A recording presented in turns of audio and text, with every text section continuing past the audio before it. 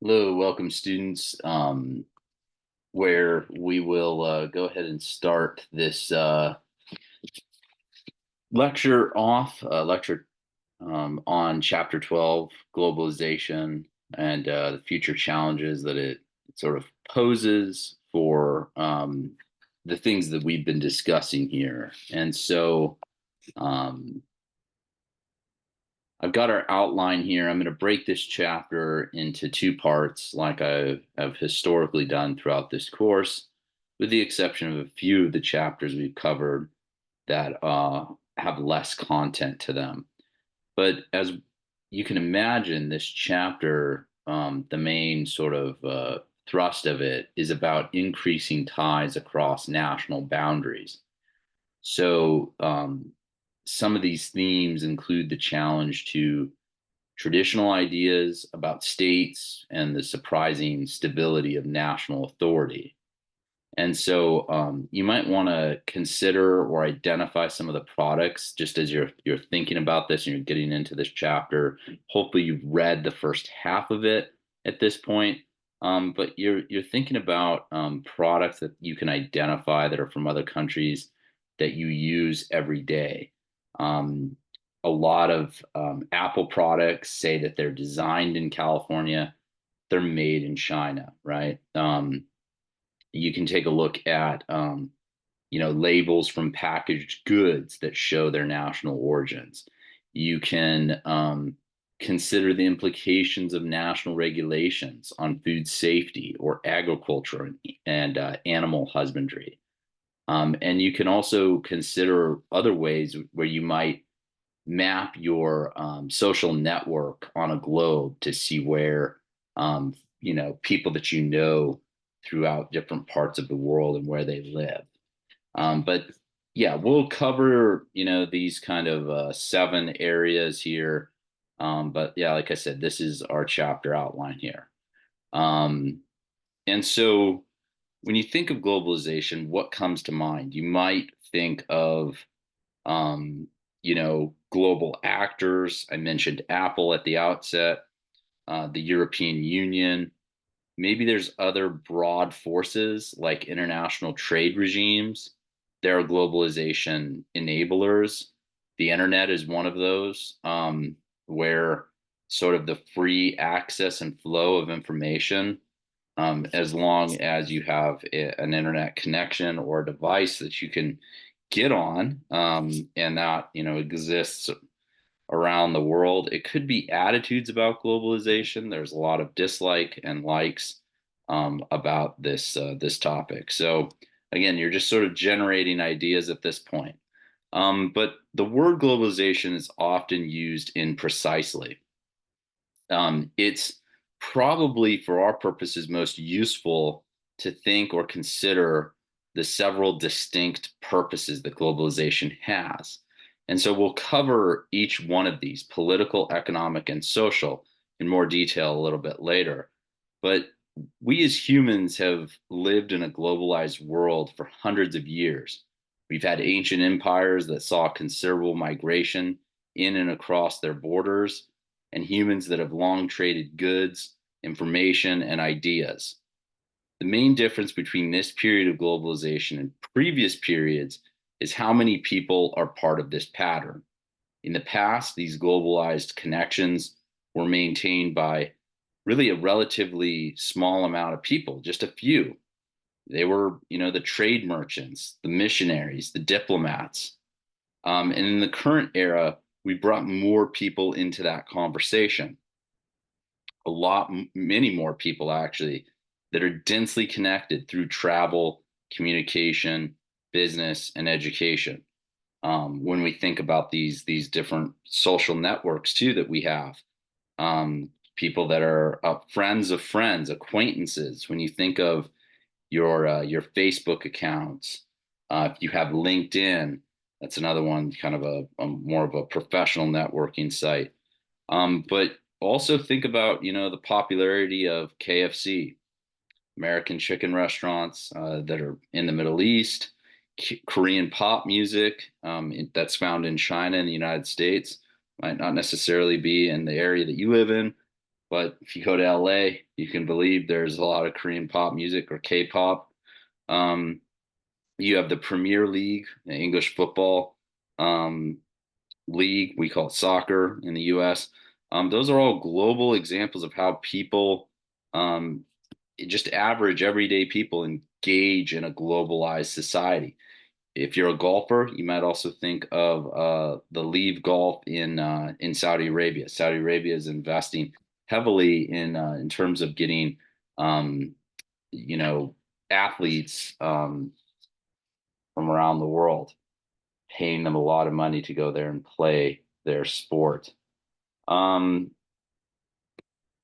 and so globalization in some ways challenges traditional studies of comparative politics. And in doing so, it's eliminating the distinction between international and domestic politics.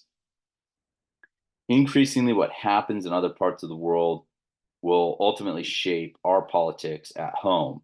And likewise, politics in one country will ultimately have a spillover effects into other countries.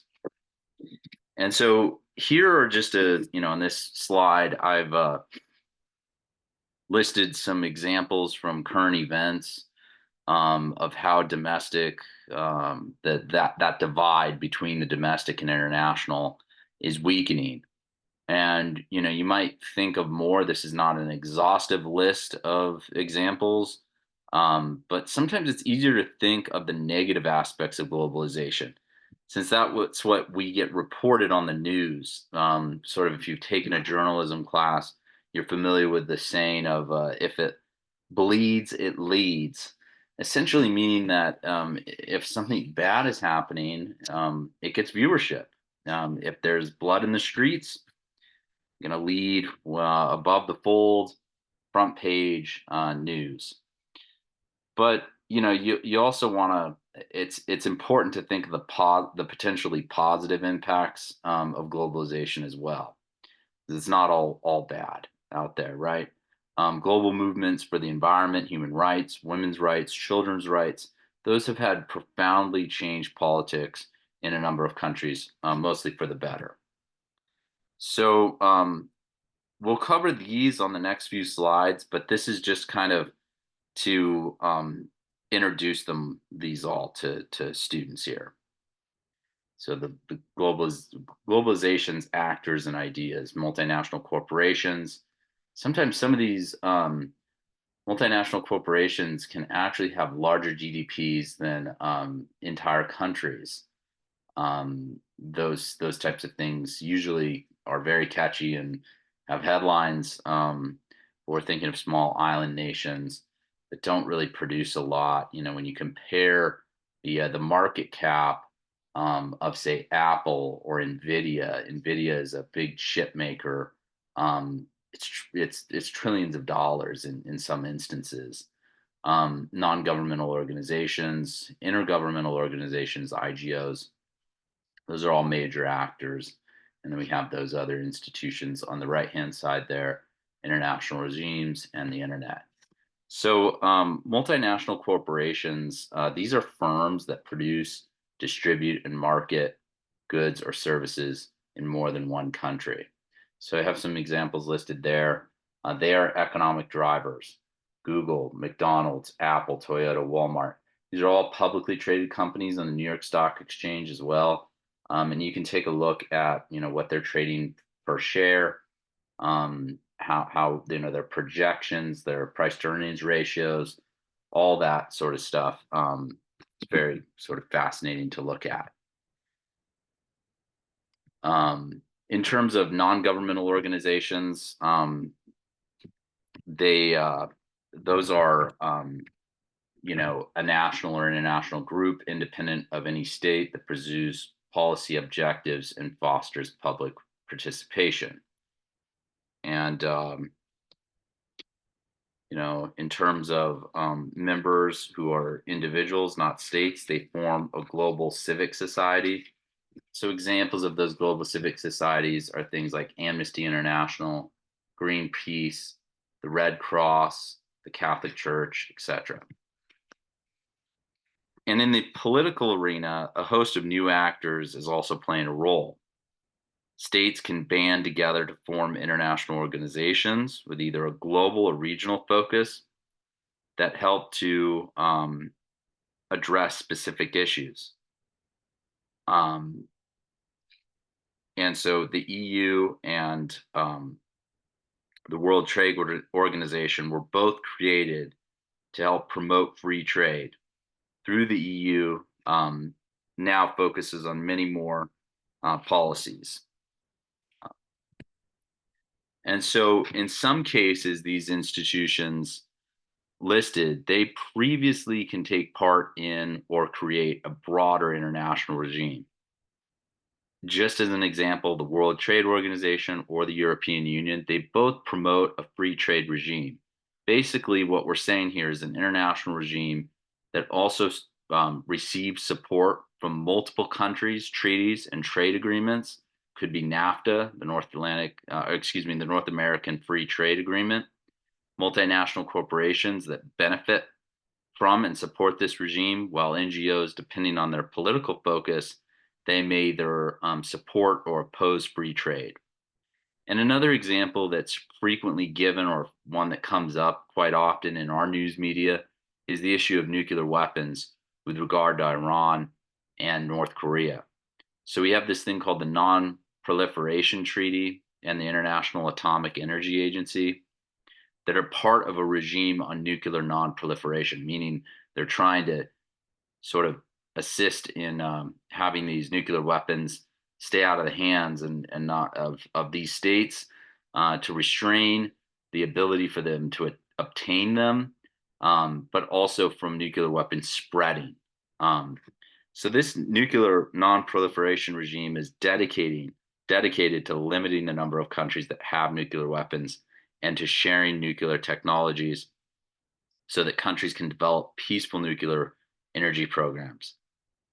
The international debate over Iran's nuclear energy program and whether it's being developed to weaponize nuclear fuel is really a debate on whether Iran's nuclear energy program is violating this international regime.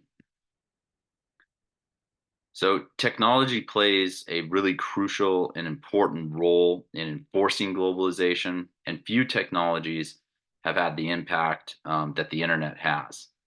The internet, it's definitely there's no doubt about it that it's a tool of globalization, but does it meet the standard of being self-perpetuating and valued for its own sake, conveying influence and power?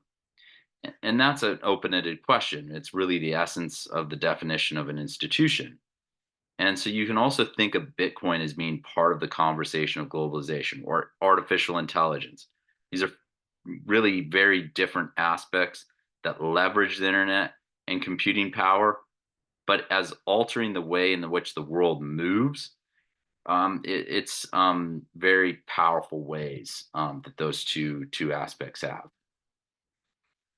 So certain globalization trends are difficult for individual countries to address politically, and this is why there are calls that are being made to tackle some of these issues through international actors. The environment, climate change, the internet, and global terrorism are just a few of those issues on which a domestic only response may be unrealistic.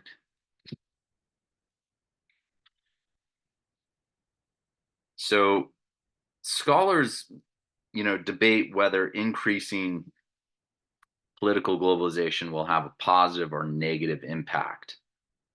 In terms of capacity, political globalization in the form of creating or joining international organizations is in part driven by the desire of states to pool resources together. And the hope here is that this would make policymaking a little more cost effective and efficient. It allows states to use the same resource to achieve even more policy goals, which would expand their capacity. And so, as an example, the WHO, the World Health Organization, as an international organization, it's comprised of doctors, medical researchers, health officials. They can help a state to develop and implement health policy. One of the WHO's biggest achievements was a global vaccine program that played a key role in eliminating smallpox. You can find that actually on the CDC website. The smallpox was one of the most devastating diseases in human history, and the last recorded case was in Somalia way back in 1977. It's a long time ago. Health NGOs can also assist in sharing and redistributing resources. So, Doctors Without Borders, they provide necessary emergency resources to help a state that is facing a medical crisis. So, both organizations, the WHO and Doctors Without Borders, were active during the 2014 Ebola crisis and the 2020 coronavirus pandemic. And though their success of these activities is still under scrutiny and debated, whether how successful exactly they were. If we look towards um, autonomy and sovereignty, let me see if I have this. This is on my governance example, but on the right hand side, I have two bullet points. IGOs, treaties, international law may constrain state actions and weaken autonomy and sovereignty. And I want to talk just quickly about that and bring the IMF into the fold. Um, when we have increased capacity, it comes at a cost of autonomy and sovereignty. And so, sovereignty is the principle that national governments have the final say over their own jurisdiction, over their land, over what happens there. The IMF, the International Monetary Fund, can use the promise of loans to coerce states into changing policies. So if we look at Greece, when they're receiving IMF and European Union loans to address their financial costs, they were required to implement a number of policy changes under the broad framework of austerity measures. And that was all in, sort of despite the widespread disapproval for these policies by Greece's public. We had all kinds of public opinion data to evidence this. Politicians were very much against it, and so similarly, the International Atomic Energy Agency can help to monitor the safe operation of a country's nuclear program, but also report if they're pursuing development that may give them nuclear weapons. Okay, let's move on to a little bit of a debate before we wrap things up here. Is there a democratic deficit in global governance? And there's a couple of different, schools of thought here. On the right, or excuse me, on the left-hand side, we have a yes to that question. And on the right, there is a no answer to that question. So we can, it's clear by this slide that experts are pretty much divided on whether globalization has benefited or detracted from democracy. On the one hand, IGO membership is largely shaped by member states, and so regular citizens are more removed from the process of choosing IGO leaders and helping to shape those policies. In democracies, voters elect state leaders, and state leaders appoint those IGO representatives. There are also scholars who point out the fact that political leaders may use IGOs as convenient scapegoats for their own poor policy decisions, making it, and they can kind of point the finger at them, right? That makes it difficult for voters to hold those leaders accountable for their actions. How do you get rid of them, right? And that can undermine the transparency of government. Lastly, political globalization may empower violent international actors or movements, and their decentralized nature sort of has an effect of weakening state capacity and autonomy. On the other hand, IGOs are directly accountable to state governments, and these governments are elected by voters. For supporters of this view, the situation is similar to debating whether parliamentary systems are democratic. If voters directly elect who chooses the leaders, it could be the prime minister or the IGO representative, then it still counts as a form of indirect democracy. In addition, IGOs and NGOs can improve democracy in countries by acting as sort of watchdogs. They report policy choices by national politicians.